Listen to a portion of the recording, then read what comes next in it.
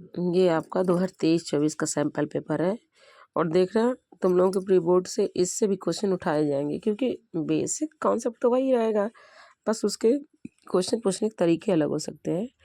तो पहला है ये test tube containing solution of sodium sulphate लिया है और बेरियम क्लोराइड लिया है। इन दोनों को जब मिक्स कर रहा है तो बोला कि identify produce when represent the solid state in above reaction.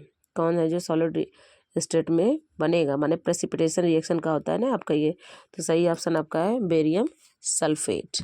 अगला है कि the colour of the solution observe after 30 minutes of placing zinc metal to copper sulphate solution is, इसका कलरलेस। ये जब मैं अपने बच्चों को ये सैंपल सॉल्व कर रही थी स्कूल में, तो क्या हुआ था कि बच्चे इसका आंसर आसानी से दे पाए थे, क्योंकि ये रिएक्शन भी मैंने उनको करवाया था क्लास में।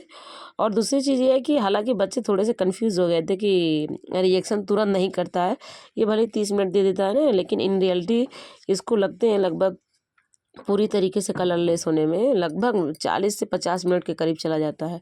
ठीक, तो पहली बार तो बच्चे गलत जवाब दिए थे जब नॉर्मली मंथली टेस्ट होता है ना बच्चों का तब, लेकिन जब नेक्स्ट टाइम ये क्वेश्चन फिर से उनके सामने आया तो सभी ने सही जवाब इसका दिया था। ठीक है, और अगला है आपका कि क्या लिखा है mild non corrosive basic salt. यहाँ पे आपको ट्रिक ध्यान रखना, पहले क्या कहा है बेसिक साल्ट। बेसिक साल्ट का मतलब क्या कि स्ट्रॉन्ग बेस और प्लस वीक एसिड, ये होना चाहिए। तो इसके अकॉर्डिंग अगर आप देखोगे तो सबसे पहले KOH का ट्वाइस ये साल्ट है ही नहीं, ठीक है।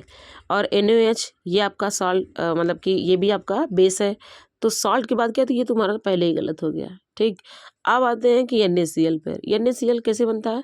NaCl बनता है NaOH और HCl से, और दोनों ही स्ट्रॉन्ग एसिड है, तो बेसिक तो ये भी नहीं होगा, इसलिए ये भी आपका गलत हो जाएगा। ठीक, लास्ट बस आपके यही, तो इसलिए एलिमिनेशन से ये सही हो जाएगा। और जब इसका फॉर्मेशन देखते हो कैसे होता है, तो इस तरीके से देखोगे कि NaOH के साथ कार्बोनिक एसिड का रिएक्शन कराया जाता है, तब ये बनता है बाइकार्बोनेट, और यही बेसिक सॉल्ट बनता है।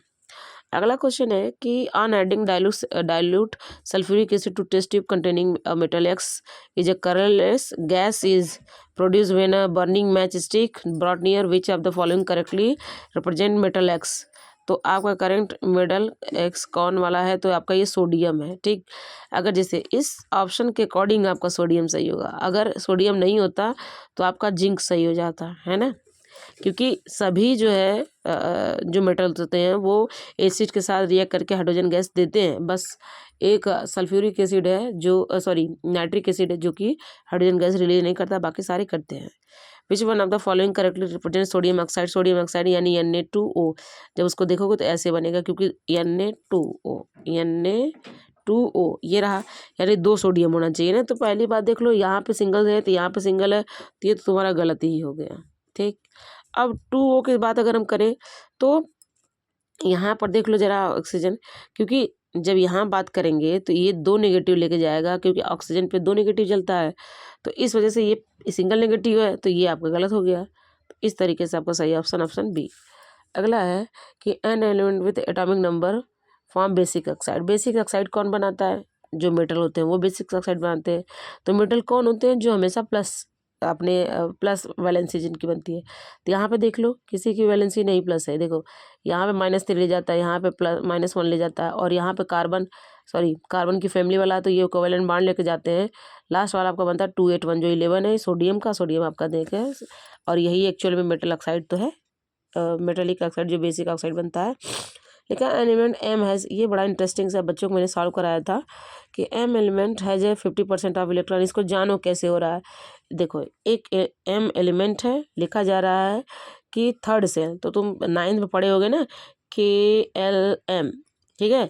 ये कोई एम एलिमेंट, ये एम वो नहीं वाली बात नहीं, ये कोई एम एलिमेंट। अगर मान लो तो मैं एम को एन जगह मैं कर लेती हूँ कि ये ए एलिमेंट है, कोई ए है, ताकि कन्फ्यूजन हो कि एम और एम 2 बार क्यों आ रहा है। जैसे ये दिखा एम एलिमेंट, तुम मान लो कि ये ए एलिमेंट है, कन्फ्यूजन के लिए देगा कि एम को ही तुम मान लेते कोई ए एलिमेंट है। अब लिखा है क्या कि 50% of electron filled in the third shell. किसका, सेकंड सेल का 50%, सेकंड सेल का। तुम्हें पता है कि इसमें के में 2 होता है और एल में 8 होता है और एम में 18 होता है, ठीक।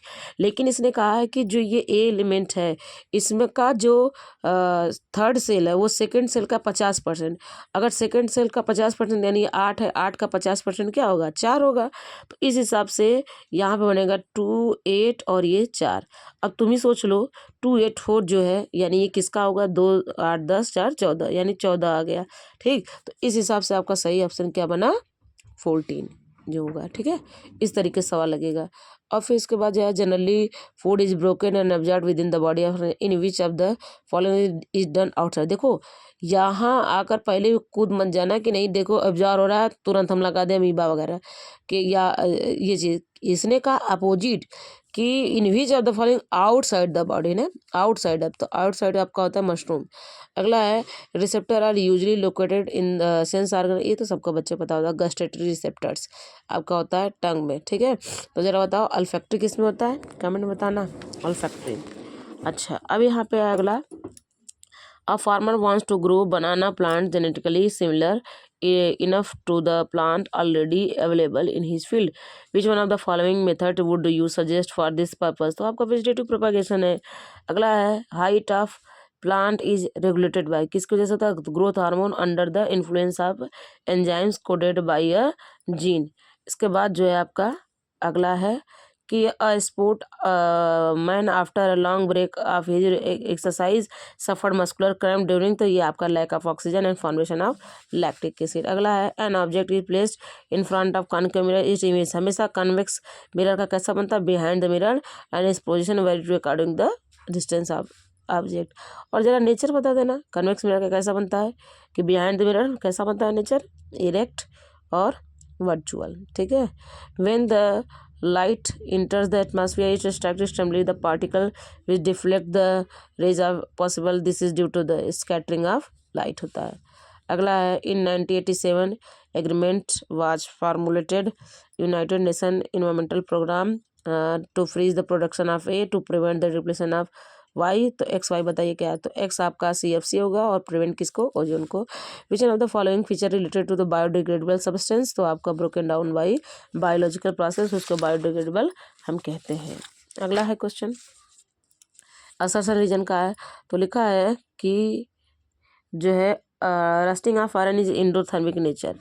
तो अगला है as the assertion is slow it release of heat barely, तो पहला जो ऑप्शन डी यानी कि ए गलत है और आर आपका सही ऑप्शन डी हुआ। अगला है probability of survival of an organism produce through sexual reproduction is more than of the organism produce through asexual mode. Reason बोला है कि variations provide advantage of individual, ये दोनों सही है और करेक्ट एक्सप्लेनेशन है। अगला है कि a compass nearly place near they, देखो ये प्री बोर्ड फर्स्ट वाले में आया हुआ क्वेश्चन है कि a compass needle place near a current wire the deflection of the compass needle decreases when magnitude of current in the wire is increase. तो अगला रीजन आपका होगा क्या कि द स्ट्रेंथ लिखा है ये, तो इसका मतलब जो ये वाला है ये आपका ए जो है ये गलत है, ठीक। और डी है जो सॉरी आर जो है ये सही थी, यानी ऑप्शन डी इसका होगा सही, ठीक है। अब इसके बाद अगला है कि biodegradable substance result in formation of compost and natural replacement it is due to breakdown, इसका ऑप्शन जो है सी सही है।